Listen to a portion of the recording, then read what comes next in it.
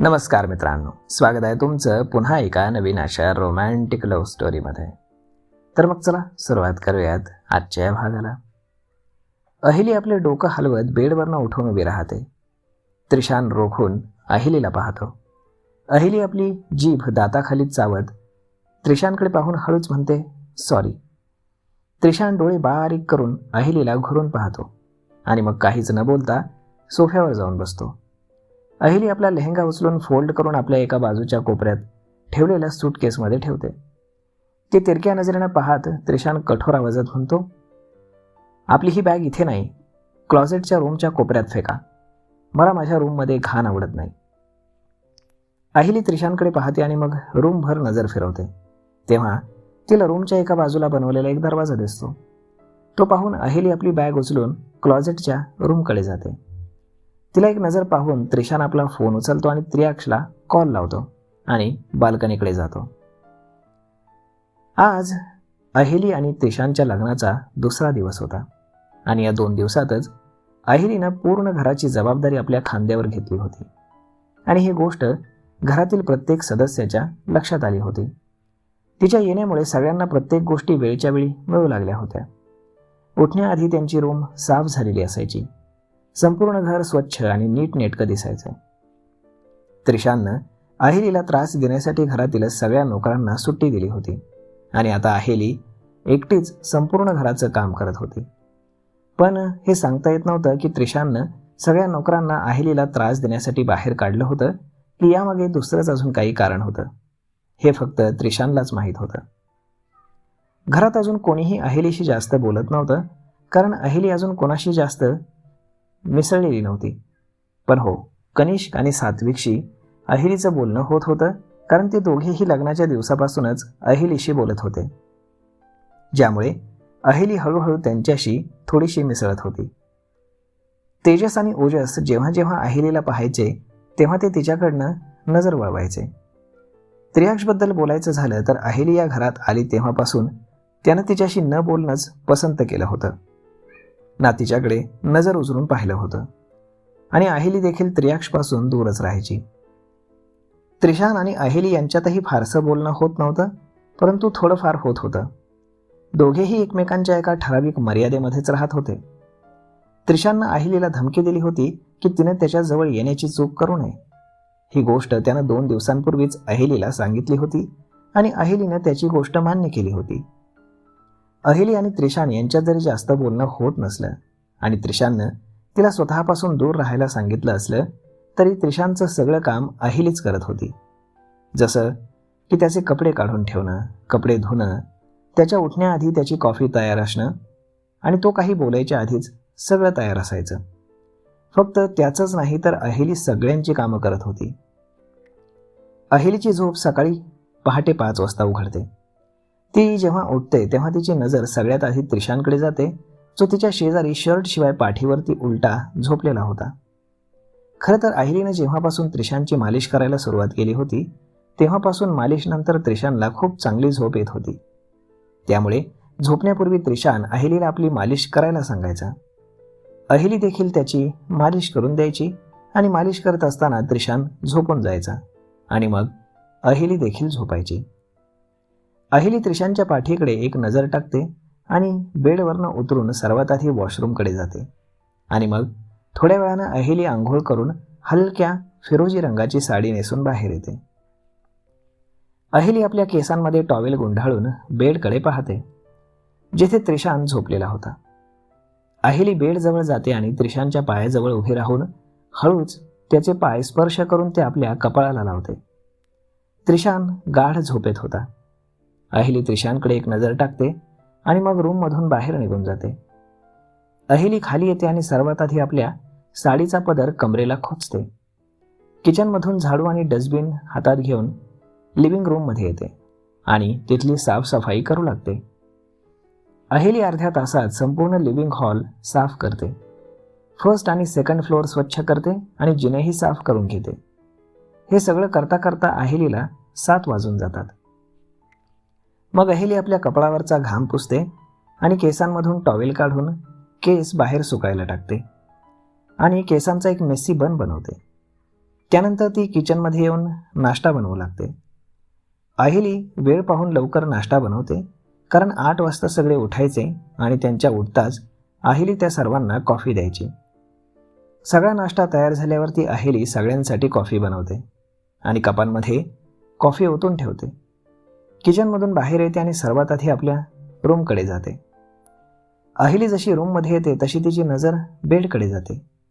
तिथे त्रिशान नसतो. ते पाहून अहिली समजून जाते की त्रिशान उठलाय आणि तो वॉशरूममध्ये गेलाय. मग अहिली कॉफी टेबलवरतीच ठेवते आणि कपाटाकडे जाऊन त्रिशानचे कपडे काढते.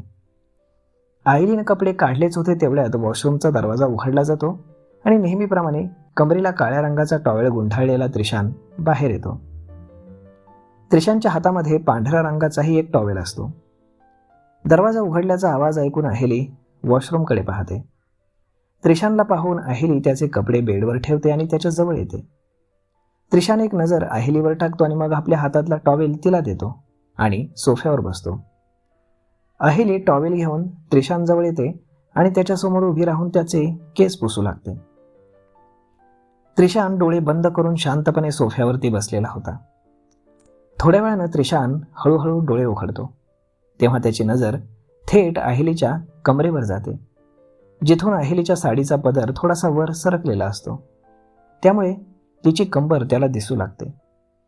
त्रिशान अहिलीच्या कमरेकडे पाहतच राहतो. थोड्या वेळानं अहिली त्याचे केस पुसून संपवायला लागते. तेव्हा त्रिशान अचानक अहिलीच्या कमरेला हात घालून तिला जोरात ओढतो. तशी अहिली थेट त्रिशानच्या मांडीवर जाऊन पडते. अहिलीचे डोळे मोठे होतात.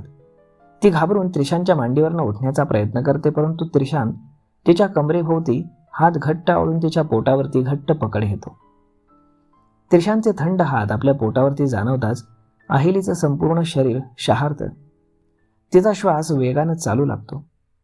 त्रिशान अहिलीची पाठ आपल्या छातीला लावून तिच्या मानेजवळ आपले ओठ नेत तिच्या कानाजवळ हळूच म्हणतो, माझे भाऊ उठलेत का? त्रिशानच्या गरम श्वासांची जाणीव मानेजवळ होताच अहिली आपलं डोकं थोडंसं वाकवते.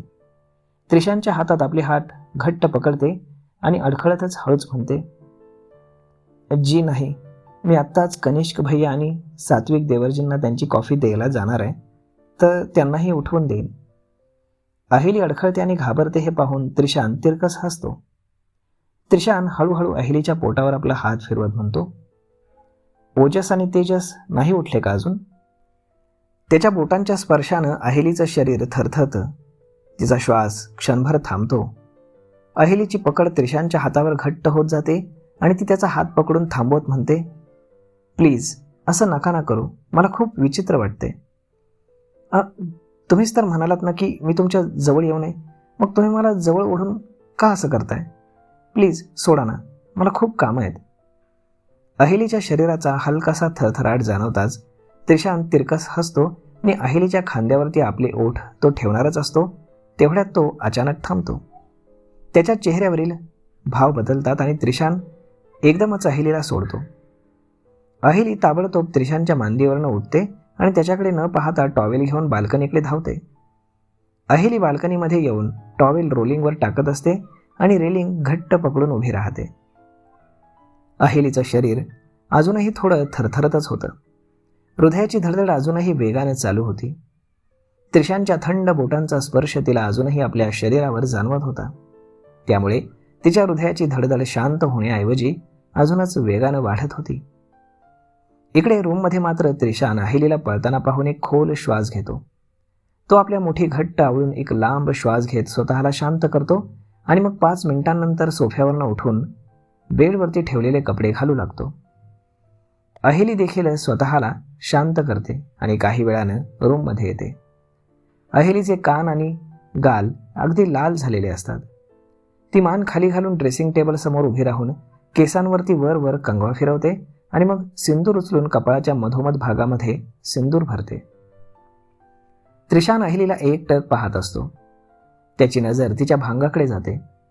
थोडा वेळ पाहिल्यानंतर त्रिशान नजर वळवतो आणि सोफ्यावर बसून आपली कॉफी उचलून पिऊ लागतो. अहिली आरशामध्ये त्रिशानकडे एक नजर टाकते. तिचे गाल हलकेच गुलाबी होतात. अहिली त्रिशानकडून नजर हटवून रूममधून बाहेर येते.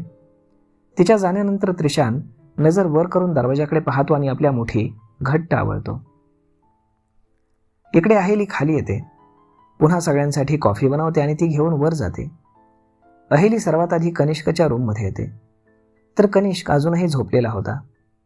अहेली कनिष्कच्या रूमचा दरवाजा ठोठावते आणि ती ऐकून कनिष्कची झोप उघडते. कनिष्कला माहीत असतं की कोण आलंय, म्हणून तो आडवाच पडल्या पडल्या म्हणतो, वहिनी दरवाजा उघडाचा आहे, या. मग अहेली कनिष्कच्या रूममध्ये येते आणि त्याला झोपलेलं पाहून बेडजवळ जाऊन त्याची कॉफी साईडला टेबलवर ठेवत म्हणते, भैया उठा, 8 वाजलेत. मग कनिष्क बेडवरनं उठतो. तो अहेलीला म्हणतो, खरंच वहिनी, तुम्ही घरात आल्यापासून एक वेगळीच रौनक आली आहे. अंकल बरोबर म्हणाले होते, तुम्ही इथे आल्यावर सगळं बदलेल. ते बरोबर होते. मग अहेली कनिष्कचा बेड लावत म्हणते, हे तर माझं कर्तव्य आहे भैया. बरं आता तुम्ही फ्रेश व्हायला जा, मी तुमचे कपडे काढून ठेवते, तुम्ही तयार होऊन खाली नाश्त्याला या. मग कनिष्क मान हलवतो. तो वॉशरूमकडे जातो. मग अहेली कनिष्कची रूम साफ करते, त्याचे कपडे काढते आणि रूममधून बाहेर येते. त्यानंतर ती सात्विकच्या रूमकडे जाते, तर सात्विक उठलेलाच होता. अहेली बाहेरूनच दरवाजा ठोठावते, तर आतून सात्विकचा आवाज येतो, या. मग अहेली आत येते. सात्विक सोफ्यावर बसलेला असतो.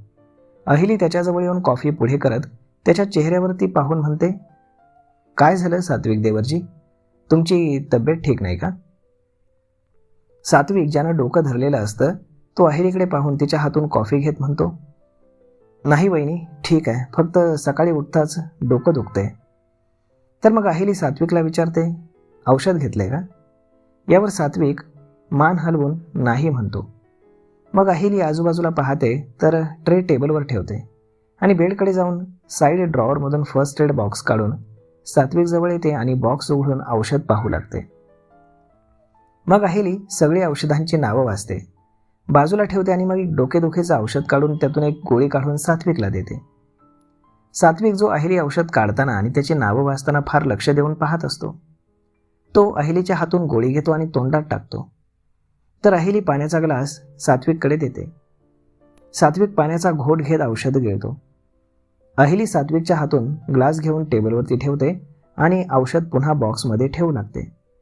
तर सात्विक अहेलीकडे पाहत म्हणतो, वहिनी तुम्ही डॉक्टर आहात का? तर मग मित्रांनो, तुम्हाला काय वाटतं, या लव्ह स्टोरीमध्ये पुढे काय होईल? पाहूयात पुढच्या भागामध्ये. तोपर्यंत तुम्हाला आजचा हा भाग, ही लव्ह स्टोरी कशी वाटली हे तुम्ही आम्हाला कमेंट करून नक्कीच सांगा. आणि जर आवडली असेल तर आपल्या जवळच्या मित्रमंडळींसोबत देखील हा व्हिडिओ तुम्ही शेअर करायला विसरू नका. धन्यवाद.